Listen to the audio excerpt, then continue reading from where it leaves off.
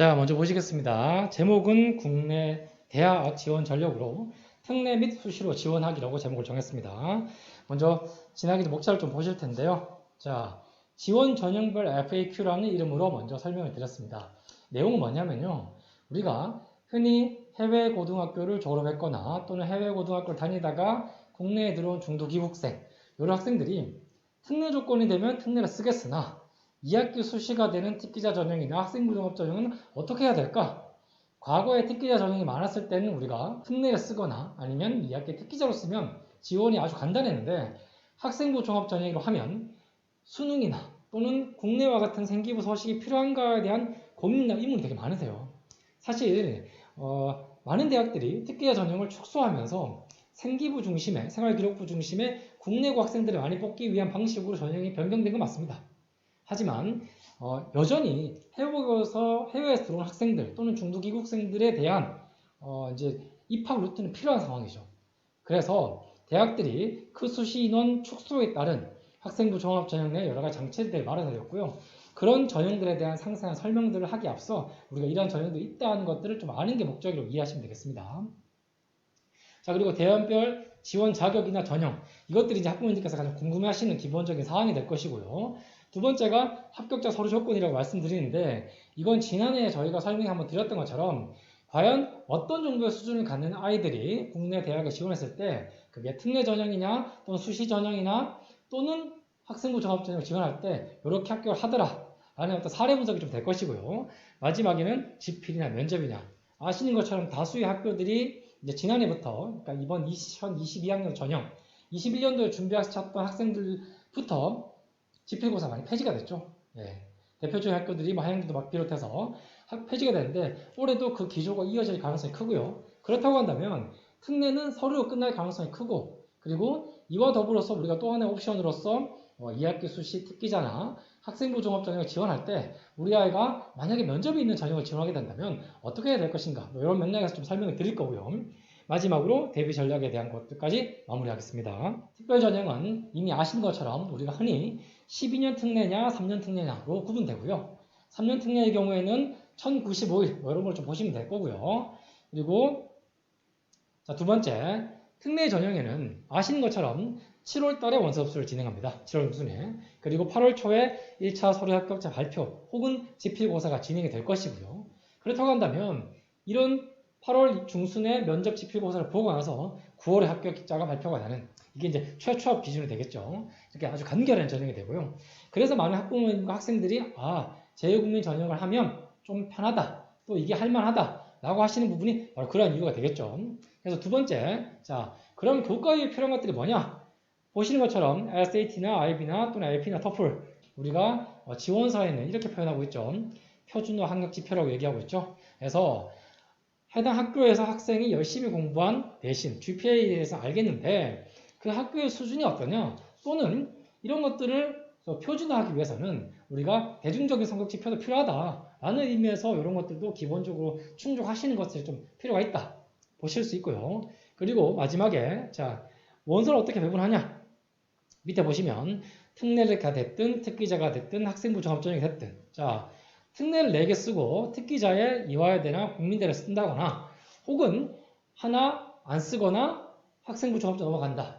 자, 과거와 달리 특기자 전형이라는 중간 부분이 많이 사라졌기 때문에 2개 아니면 1개 아니면 특기자를 안 쓰고 바로 학생부 종합전 넘어가는 이런 전형의 특징이 되겠고요. 자, 이제 수시 특기자 전형은 왜 하느냐? 해외고 졸업자들이나 중도기국생이 국내고 생기부 기반 학생부 종합전형은 기본적으로 학생부를 베이스로 하고 있습니다. 그러면 해외에 있는 한국 학교를 나오면 국내형 생기부 서식이 있으니까 오케이. 근데 우리 아이가 해외에 있는 국제학교를 나왔다. 우리 아이는 생활기록부라는 게 없는데요. 물론 대학들이 제시하는 생기부 대체 서식이라는 게 있습니다. 하지만 이것 또한 작성하기가 되게 어렵죠. 까다롭고. 그렇기 때문에 그걸 그대로 다 받아주는 소위 어학특기자 전형으로서 지원이 가능하고 현재까지 지원 가능한 대학이 이제 이화여대와 국민대 정도 대표적인 대학들이 2개 남았다라고 보시면 되고요. 지원 자격은 특별한 게 없습니다. 특례로 지원했다면 그 서류들 그대로 제출한다는 전제하에서 이제 지원이 가능하다는 거 좀 참고하시면 되고요. 그리고 전형 절차 또한 우리가 아시는 것처럼 자 9월 중순 왜? 수시 모집 내에 있죠. 그렇기 때문에 다수의 국내외 학생들이 지원하는 것과 마찬가지로 자, 9월 중순에 원서 접수를 진행하고요. 10월 초에 1차 발표, 10월 중순에 2차 면접고사, 그리고 11월에 합격자 발표가 나는 것들. 자, 그리고 그 밖에 필요사항들이 토익과 터플이라고 제가 설명을 드렸지만 이화여대의 경우에는 자기소개서를 가름하는 활동보고서를 작성하셔야 되고 국민대 같은 경우는 토익 성적이 1차 서류의 기준이라는 것들 좀 기억하시면 되겠죠. 그래서 이 특기자 전형은 그럼 어떤 이점이 있냐? 말씀드렸던 것처럼 해당 전형들이 과거에 비해 많이 줄어들었습니다. 자, 2022학년도를 준비하는 21년도에는 경희대, 한양대, 대학들이 줄어들었죠. 폐지가 돼버렸죠. 그 이전까지만 해도 우리가 이화여대, 경희대, 한양대가 SL에 시험 봤고요. 그 몇 년 전까지만 해도 숙명여자대학교, 외국어대학교, 학교별로 전형들이 상당히 많았었습니다. 그러면 이 전형이 축소되었다는 말은 우리 아이가 쓸 수 있는 원서가 줄었다는 것도 의미하지만 다른 한편으로는 우리 아이와 비교해서 조금 더 높은 성적을 유지할 수 있는 또는 국내 고등학교에서 힘들게 공부했던 학생들이 지원을 안 한다는 얘기죠. 그래서 경쟁력만 갖추었다면 자, 지원자들이 감소했다. 국내 고애들도 많이 줄었다는 얘기. 그 말은 경쟁력 약화를 의미하고 결론적으로는 조건을 충족한다면 과거에 비해서는 합격 가능성이 더 높아졌다. 문이 넓을 때 많은 지원자들과 경쟁하느냐 혹은 좁아진 문에서 국내 학생들이 거의 지원하지 않는 상태에서 우리 아이가 해외고 졸업생이거나 중도 귀국생의 어떤 자격으로 지원했을 때 승산이 있을까라고 본다면 그런 의미에서 더 조건 충족이 가능하다고 이해하실 수가 있겠죠. 이제 이 학생부 종합전형은 해외 고등학교 졸업자나 중도 귀국생의 더 이상 생소한 전형이 아닙니다. 왜냐하면 기본적으로 학생부 종합전형은 자, 국내 고등학교 학생들이 소위 생활기록부라고 불리는 그 학생부를 바탕으로 지원하는 전형이에요. 그러면 해외고는 안 되나요?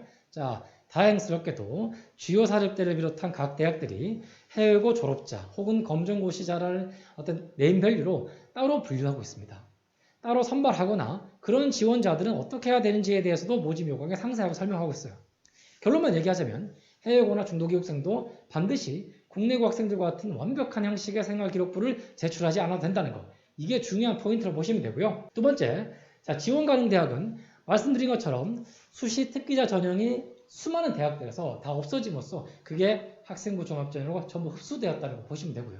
그런 맥락에서 자, 서울대 일반전형, 연대 국제형, 해외고, 학생부 종합전형입니다. 그리고 고려대학교 계열적합형.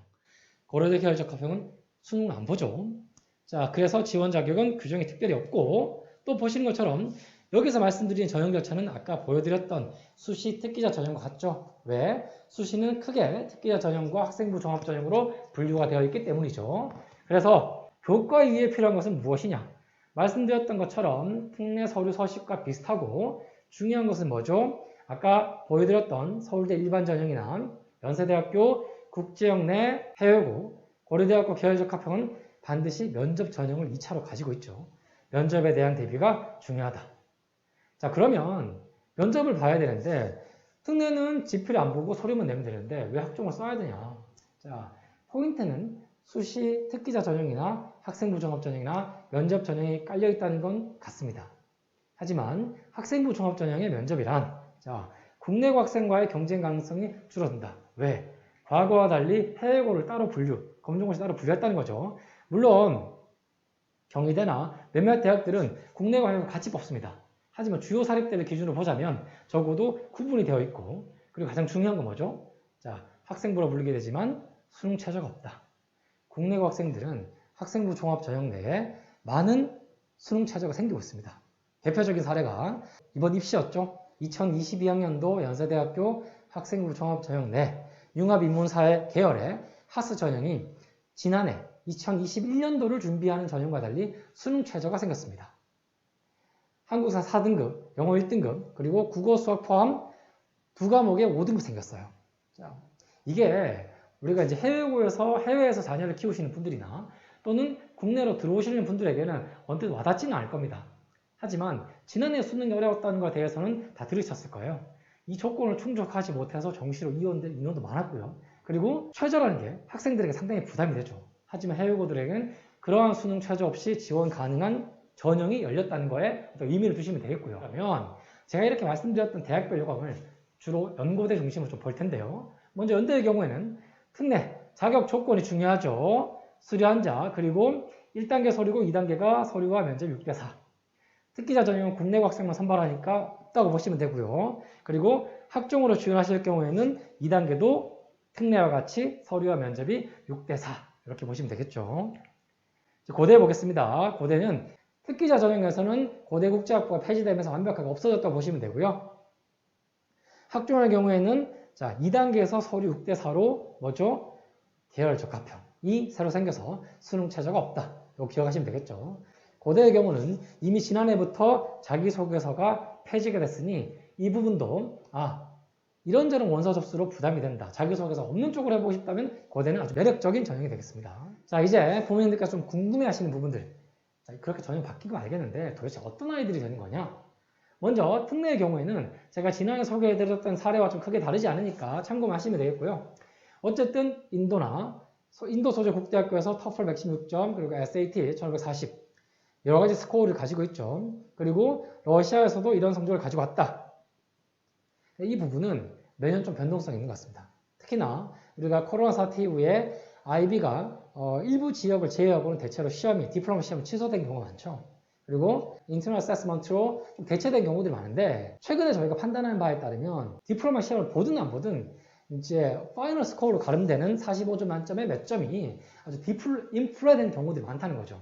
그래서 학교 측도 과거에는 우리가 IB 스코어 44점이면 3점이면 무조건 이 학교 붙겠는데 이런 아이 뽑아야지 했던 것들이 지금은 여러 가지 조건들도 같이 본다는 것들 좀 유의하셔야 되겠고요. 두 번째, 이과 계열의 경우에는 자 토플 점수 SAT는 그렇지만 IB 스코어가 좋아서 원주 의과대학에 합격했다. 그리고 국제 계열이지만 파이널 스코어가 41점에도 불구하고 자 성균관대학교 컴퓨터공학에 합격했다. 이런 맥락 좀 이해하시면 되겠고요. 자 그렇다고 한다면 특례 이외의 수시의 경우는 어떠냐? 터키에서 국제학교를 나왔으나 터플 점수 상당히 좋죠. 자 그런데 연대 국제학교 합격했고요. 그리고 독일 소재 국제학교는 118점에 이화여대 국제학교 합격했습니다. 자 여기서 하나 보셔야 될 거는요. 터키 소재 국제학교는 자 좀 정확하게 말씀드리면 이스탄불 국제학교 나왔습니다. 이스탄불 국제학교는 다른 대륙에 있는 국제학교들에 비해서는 잘 모르시겠지만 점수를 안 주고 되게 유명한 학교예요. 그래서 학교에서 프로파일을 제출했을 때 조금 꼼꼼하게 따진다는 거죠. 대학 측에서. 실제로 이 학생이 지원했던 지난해가 되겠죠. 그 경우에는 대다수의 학생들이 IB 스코어가 42점 3점이나 돼야 연세대를 지원할 수 있었으나 이 학생의 경우에는 IB 스코어가 41점으로 합격할 수 있었어요. 왜냐하면 이 이스탄불 국제학교가 성적을 짜게 주기로 유명한 학교라는 것들을 연대가 알고 있었다는 거예요. 자, 이걸 어떻게 파악하죠? 학교의 프로파일을 통해서 대충의 학교들이 이미 선별을 하고 있다는 거예요.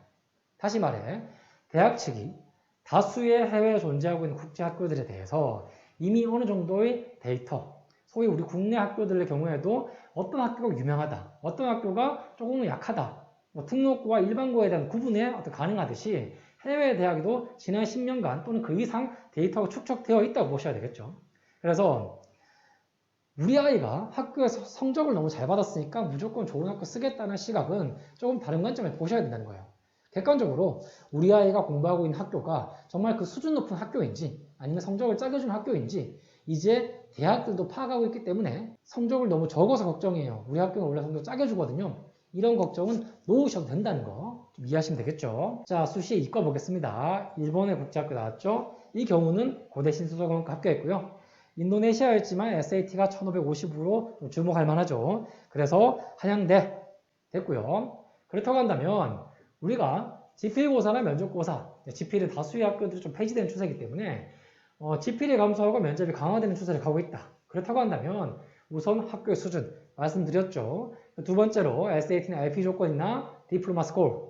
두 번째, 요강에 따라 면접 유형이 다르니 이것도 좀 참고를 하셔야 되고요.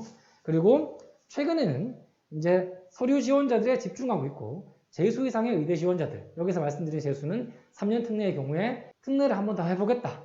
조건 되니까 이런 걸로 다시 의대를 지원하는 친구가 상당히 많아요. 왜냐면 작년부터 의대 모집 이런 게 늘었기 때문에. 그래서 이런 애들과도 경쟁할 가능성에 대해서 염두에 두실 필요가 있다는 거죠. 자, 참고로 제가 하나 보여드릴 텐데요. 이게 면접고사의 기출문제예요. 자, 특례를 지원하게 되면 언더우드의 경우에는 단순 인상 면접에 가까운 내용이 나와요.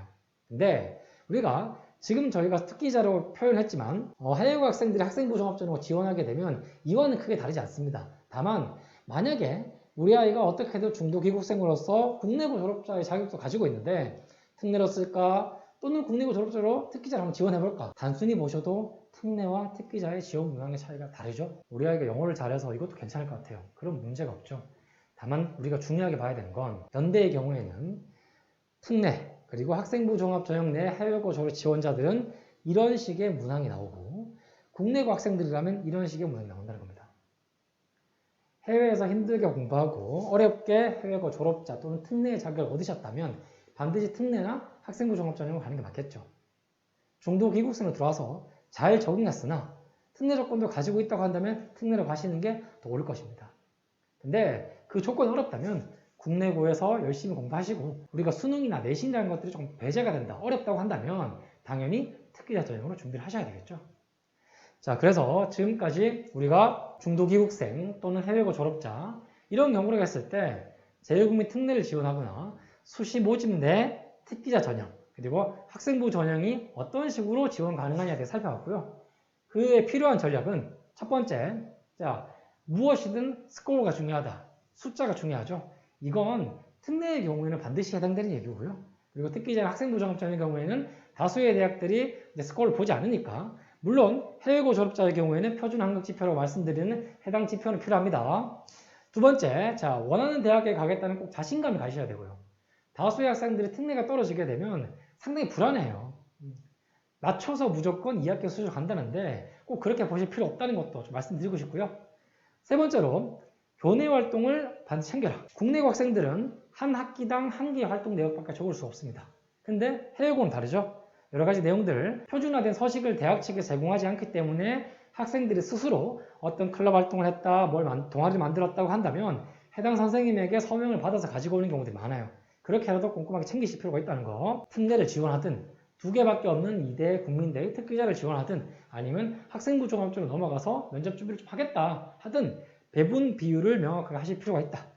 그리고 지필이 아니라 하더라도 면접의 경우에도 마지막 단계가 이거기 때문에 나는 최대한 서류로만 하고 싶어요 라고 한다면 면접 있는 학교들은 최대한 배제를 하셔야 되고요. 그 비율을 적절히 섞었다면 길게 보고 면접은 반드시 준비해야 된다는 것도 꼭 기억하셔야 되겠죠. 학생들을 위한 어떤 해외고 또는 이제 국내 중도 귀국생들을 위한 어떤 프로그램들을 가지고 있으니까요.